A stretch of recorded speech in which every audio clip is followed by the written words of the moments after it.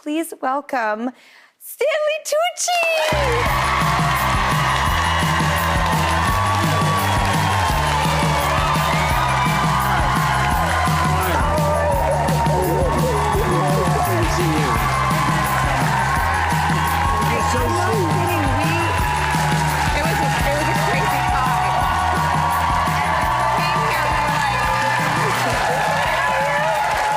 So sweet. Thank you.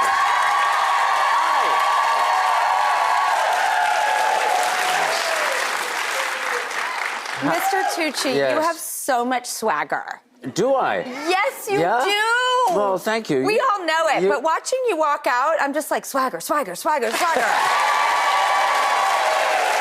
In fact, I just want to, like, kind of really honor you this whole time. I love someone's body of work. In fact, can we play behind the scenes out of the gate? Is that okay? Yeah, but Okay, I go all over the place. Yeah. I never know where I'm going. I'm a pilot. We'll get in the plane. I promise we'll land. Great. Safe Well, what flight. matters, yeah. Yes, exactly. Very safe.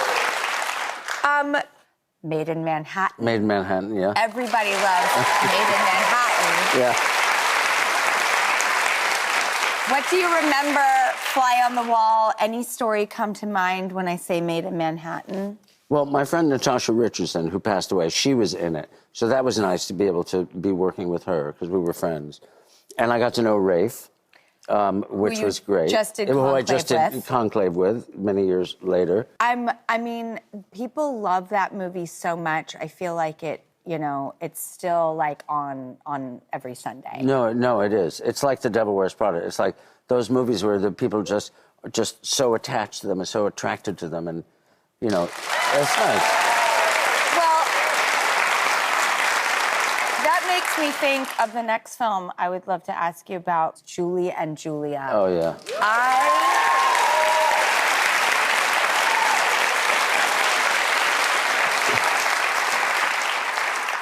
What comes to your mind when I say that film? Well, I remember very distinctly. First of all, it was just one of the greatest experiences ever, because you're working with, you know, what's her name there.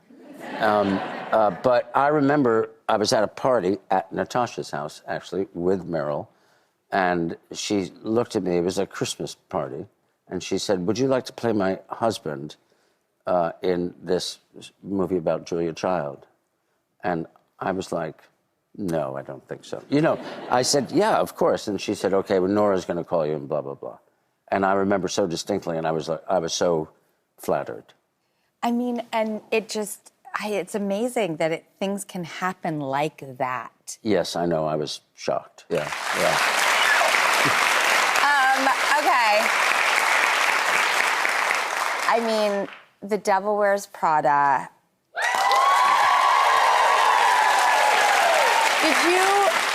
Did you feel a sense when you were making it that it was gonna be what it is, which is like an everyday joy for people? No, I didn't. I never think that when I make a movie, ever. I think, well, this could be good, or it could be bad. You know, like you never know. But the fact that it hit at the right time, you know, I mean, if we just look at Meryl's performance, Emily and Annie. Annie had the hardest role because she's playing a very reactive person. She carries the movie, but she's playing a reactive person while we're all doing things that are quite active. So she had a really hard time, but I think she did it brilliantly. And then you have Meryl giving that incredible performance. Emily, who suddenly rose to prominence. Rocket. Yeah. And now is my sister-in-law, which is weird. That's right, Yeah. too. May I say Felicity? Yeah. So, yes. Your beautiful wife. Yeah, my wife, yeah. Good. But, you know, Emily, she was a kid. I mean, she was like 22 or something. And I forget about that connection. I mean, I know that your wife is sisters with Emily Blunt, but I forgot about the Devil Wears Prada connection. Yeah, that's and how all we of that. met. That's how we met. Yeah. Yeah. So, Devil Wears Prada 2. Yeah. Any information there other than we're dying for it? I can't legally say anything. But my hope is that it is going to happen. That's all I can say. Please. Well, I watched the Electric State, and you are so good in this. I had so many big feelings watching this.